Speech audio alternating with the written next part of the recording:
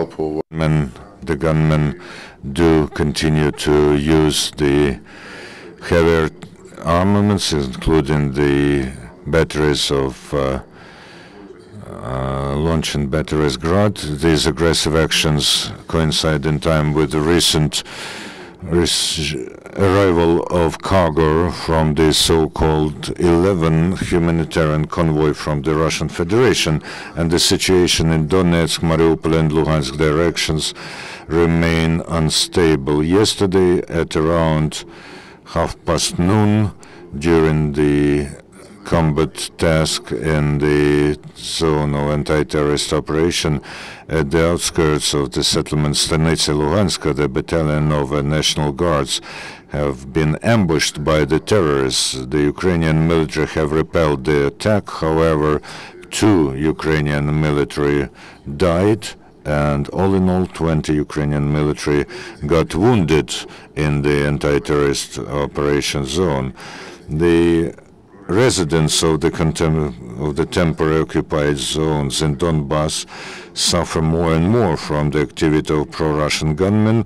In Donetsk region, as a result of shellings of terrorists, 20 settlements and towns have no electricity, including Avdiivka, Donetsk, Orlivka. Partially in Luhansk region, a gas pipeline was damaged and no gas is delivered to settlement Chernukhina and villages Trokhizbenka, Kryakivka and Sokilnivka. The support of terrorists among the local population continues to decrease.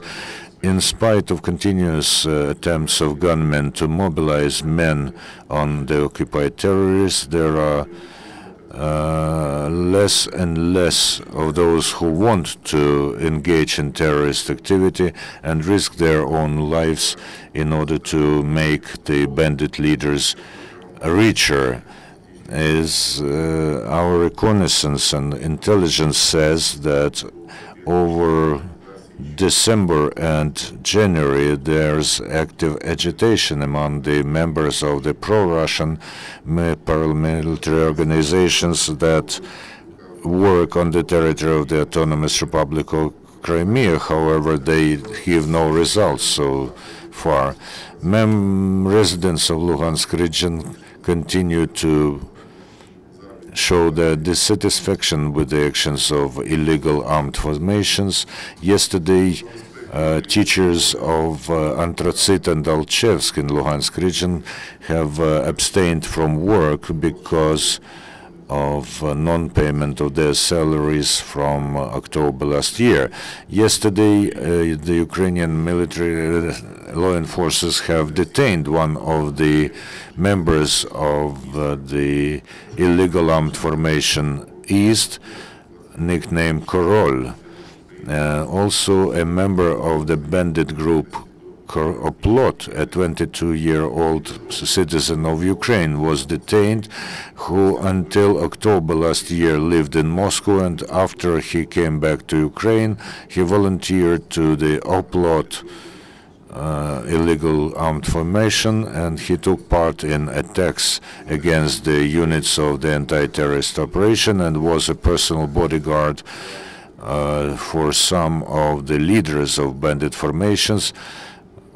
Photo and video materials were found at him, as well as the list of contacts of representatives of the so-called Donetsk People's Republic.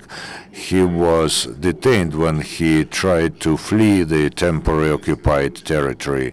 Yesterday, the Ukrainian policemen in Luhansk region have found in a garage of a resident of Severodonetsk a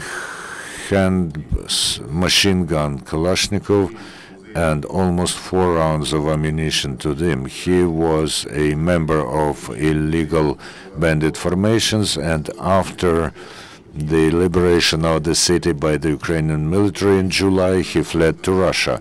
In Chernihiv Historical Museum, a constant exposition devoted to the events in the east of Ukraine has started, called Ukraine is on Our Shoulders.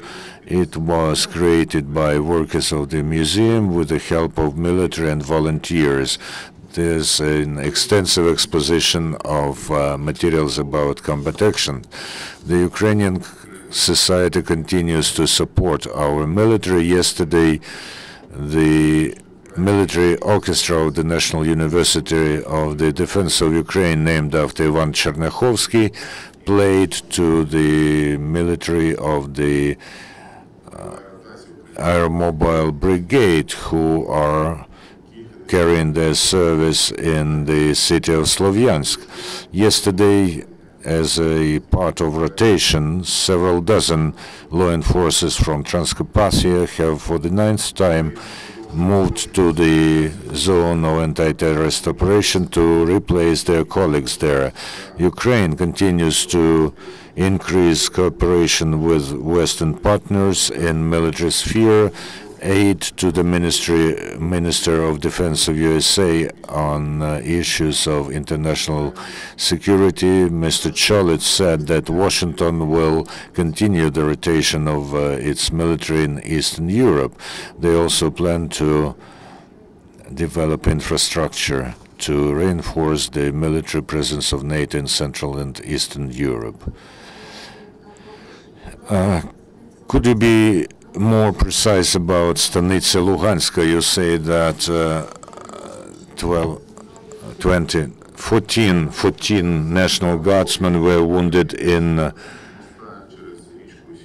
the vicinity of the bridge over the river Seversky Donetsk. There was an ambush. As a result, 2 National Guardsmen were killed and 14 got wounded, but we were able to repel this attack and to come out of the combat engagement.